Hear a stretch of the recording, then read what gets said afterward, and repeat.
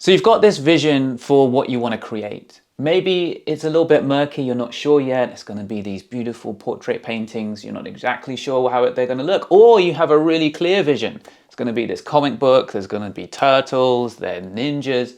And so you want to make art, right? But when you put pencil to paper or when you start drawing painting, it doesn't look the way you want it to look, and that's frustrating. So how do you get from here, to here, where you're able to make this thing you envision? On the surface of it, the answer is simple. There are fundamental skills in drawing and painting, and so you do practice of those skills, you get better and better, and eventually you can make your masterpiece. Job done, easy peasy, right? And yet somehow it rarely goes that way. I don't know why, but it just you get distracted, disheartened, stop practicing. Suddenly the dream feels like it's slipping away. Why am I not practicing? That's what I really want to do, and yet here I am doing something else that I don't really want to do. And so how do we get there? Or maybe you are practicing, but it feels like you're spinning your wheels. It's not working. Am I practicing the right things? How do we figure all of this out? That's what this video is intended to help you with. And I've made this document here that's going to help us map the process out. So let me explain why it's designed this way. So the first page is your earliest drawings that you can find that you still have, and then your current drawings. So here I've got some examples, and the hope is that eventually these will start to look quite different. Your skill level will have increased and there'll be a clear difference between the earliest drawings and the current ones. And if they're not different, that's not a problem, because it just means that, all right, I need to do practice and I need to work on my skills, and it's motivation to do that. And then hopefully after a year or 2 years or whatever, you start to see differences here, and that reminds you how far you've come. Because one thing that happens a lot is you keep sort of forgetting, I've actually learned a lot. I'm not at these amazing heights of the best artists in the world that I see on Instagram yet, but compared to where I was when I started, I've moved a long way. And so that is the idea that you want to see as you keep practicing your fundamental skills on this first page. The second page is just to know what skills you're going to work on for the next few months. I think it's good to work on a specific skill every month, and we'll get to this, we'll come back to this a little bit later on. The third page is artists that you love, artwork that you're aspiring to. It's not that you're trying to recreate and copy these people, but they just give you a kind of North Star of the direction that you're trying to head in, and it's really useful to note why you like these artists so much. What is it about them? So I've got here Lane Brown, and I really like the design of the shadows and the line quality and the differences in his edges. And so then that's going to be something that I move towards as I keep practicing. So this is like direction that you want to go in. Now this page we're going to stay on for a little bit because this is one of the most important pages here. Think about your practice habit as like a little creature, right? A little creature here. If you don't look after this creature, if you don't feed the creature and all this kind of stuff and give the creature water, this creature is going to die. So if you don't look after your practice habit, don't be surprised if you stop practicing. We need to look after this little creature. So how do we look after our practice habit, little, Tamagotchi thing or whatever, right? So the first thing I have across the top, I've got environment and the routine. So the environment is just making sure that, your environment, your home or whatever is conducive to practice. If you've got a bag, you always have a sketchbook in the bag, it's super convenient. You have a sketchbook on the coffee table, it's super convenient. You don't just use materials that make a huge mess that take 15 minutes to set up. You also have materials that you can just grab and start. So any way that you can to make your environment really conducive to drawing and painting. That's really, really important. The second thing is the routine. When in the week are you going to draw and paint? Have that time set aside. Oh, it always happens at this, this point of the day, and it's triggered by this thing happening. So it's like, for me, I've put the kids down for bed, then I'm going to go and draw. So these are some of these ideas. You can check out this book, Atomic Habits. It's very, very, popular and famous. But even if you don't worry. But if you can have these times of the week where you know that you're going to sit and draw, and your environment makes that really, really easy, that's a really good place to start. But then more important than that is the bottom three, is 3 different types of practice. I'm actually going to start with the one in the middle, the practice when you've got lots of energy, you feel like you can do something challenging, you're in that place where I'm ready to learn something new. Then you can work on exercises that help you build new skills, right? Let's say your perspective isn't great. Okay, this is the time I'm going to do my boxes in perspective. I find doing boxes in perspective very draining, and it like taxes my brain, and I'm tired after doing it. I'm going to do it in these moments where I have that energy.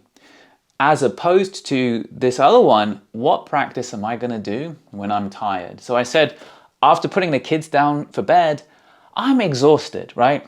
I want to relax.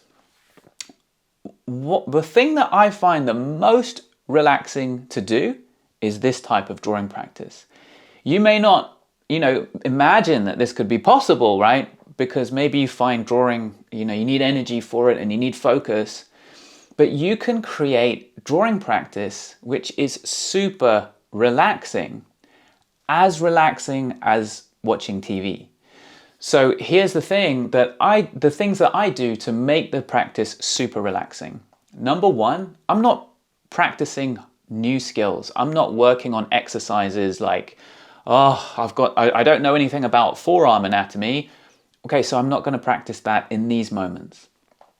I'm going to practice stuff that I'm already pretty confident with.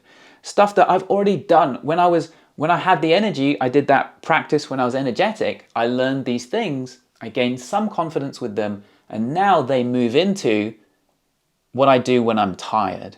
I'm consolidating stuff I already have. Because a lot of these skills, you learn them, but you don't just learn them once and then that's it. You need to build up a lot of pencil mileage with each one of them. So you're not just I kind of get it, you're really confident, you can almost do it without thinking, right? And so for me, for a while, any kind of figure drawing was not in here because it's too hard. I would just be like, sketching stuff on my table or whatever, like the mug and the kettle and stuff like that. Nowadays, because I've done so much figure drawing, that is my relaxation drawing. I'll put up some poses, 2 minutes each. Used to be 2-minute poses was really stressful, but now it's super relaxing and I'll just do that, and I'm not really thinking about it too much.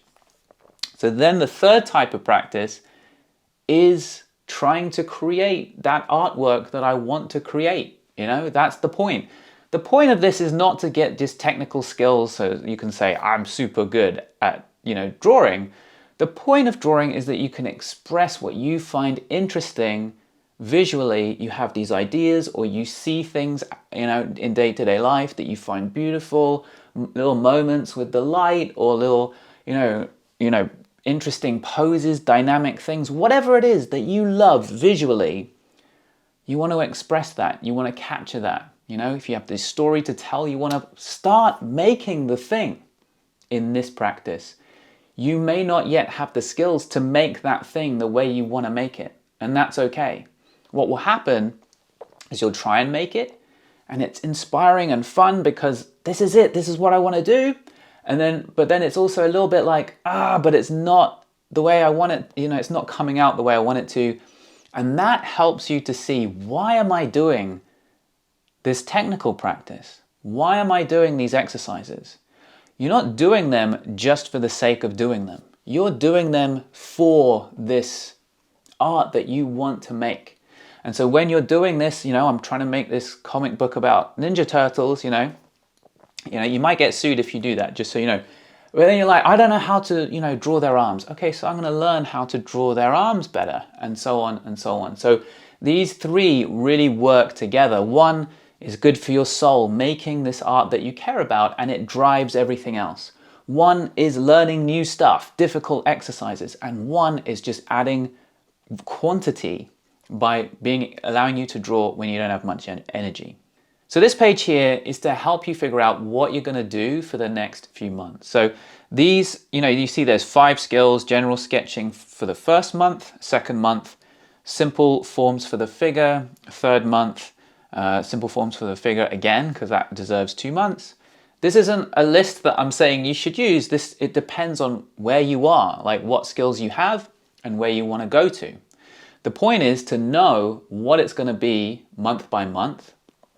And then along the bottom, there's a sort of list of other things you're going to work on at some point in the future.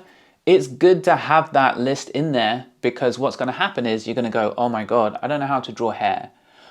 I just need to start working on hair. And then you're going to go, wait, but I don't know how to draw hands, so I better just do some hands. And suddenly you've got no focus and you're just doing bits and pieces, getting nowhere with any of them.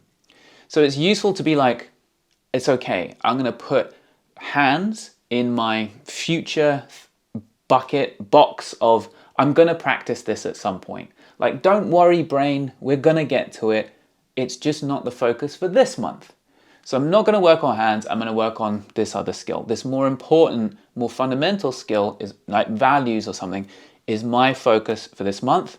And then every time you see a tutorial and it's like, oh my God, you got to learn how to do this thing, then you can go, okay, but I'm going to put it in this, you can think of it as the fridge. You're not going to eat that food now, but you're going to put it in the fridge for later. So we've got this list of things we're going to do later, and then we've got a focus for right now, and we're just going to stick to that until we get somewhere with it. So then this document has a page for each of the major fundamental skills you will want to work on, which deserve a month or 2 each if you're interested in drawing people and drawing figures and stuff like that. And so for each of these pages, you would probably dedicate a month or 2. Now, the month thing, if you are doing a lot of practice, you can obviously go further in a month than if you don't have much time to practice. So you might end up spending 3 months on one of these skills, which is absolutely fine. You're still going to get there eventually. Now, one of the most important things here is what order you decide to learn things in. And I would prioritize the big, important fundamental skills before small, less relevant skills, right? That makes sense, right? So big, fundamental, important skills like simplifying the forms, if you're interested in drawing people, simplifying the forms of the figure or of the face before you learn about the minutiae of forearm muscle anatomy, right? You want to learn about the big simplification of the forms and spend a good amount of time on that. All the little stuff gets so much easier when you're good at the big stuff. Simplifying values is a big one, right? And so you can see these here, simplifying values, and then there's a page really just, laying out how do I simplify values? What exercises do I want to do? And stuff like that. Now, if you can focus on the big fundamental skills and not get distracted every time a YouTube tutorial pops up about this brush in Photoshop or whatever, don't get distracted by all that nonsense and noise. You stay focused on value simplification, simplifying your forms, and you stay on that for a month or 2 months or whatever until you start to get more confident with it. Along the way, right, we've got these, We've got these 3 different types of practice. So it's not that you're just working on the new skill. The new skill is what you're working on for practice when you're energetic. But then you're still working on all that stuff that you've already done. You've already done exercises. Let's say you've already done your value simplification and now you're onto something more fancy, but you're going to practice the value simplification in your practice when tired. So you're building, all the old skills that you've already learned, you're still working on them during practice when tired. And then this new monthly topic is for when you're energetic. So this is customizable for different people. So let me show you a few different people. So this is Lena's version of this. actually put in a really nice progression across the years of her skills, really lovely skills in place already. So I edited this for Lena so that she would know what to focus on each month. So for the first month, I said, you want to work on portraits and figure foundations. That sounds like two skills, and I said to focus on one, but it's the same skill. It's simplifying the forms and sculpting big to small. For portraits, it's doing that for the face, and for the figures, it's doing it for the figures. Lena's already got a lot of good skills and experience, and she practices really, really well, like a good quantity. So I felt like she could do both. And then in the second month, I'm saying portraits, now onto simplifying values, and on figures, simplifying values. But what I say to Lena is, you practice the stuff from the first month, the simple forms, sculpting big to small, you're still practicing that. It's just that now when you're energetic, you're going to add on your value exercises. And then later, continue that value work, but now start to design your edges, softening some edges, sharpening some edges, and so on. Okay? Lena's artist that she finds interesting, so that she's like aspiring to work towards. So here's Lena's practice habit. How is she going to nurture this little practice habit creature, right? So she has a habit of getting up early, and then before going to work, got this time to practice. So that's a really, start of every single day, right? What kind of practice are you going to do when tired? Just objects from life and maybe quick poses. Okay. What are you going to do when you're energetic? All right. So that's basically going to be the courses, right? In our study group. She's a member of our study group. And then personal work and fun is a comic book. So she's got this real clarity. Comic book, and then exercises from the study group for new skills. But then when tired, drawing objects from life and maybe quick poses for figures. How would you fill this in? Why not try and fill it in? The link is below. Give yourself this whole plan. And the biggest takeaway, if I can recommend you remember one thing from this, is to think about your practice habit for drawing an art as a little creature that you have to look after. And if you start to neglect that poor little creature, don't be surprised if it starts to die. All right, so there's another video all about art motivation and how art motivation is not something to rely on and what to replace it with up on the screen. It's a cool video, so check it out, and I'll see you over there. Yeah, and try downloading My Art Journey. The link is below.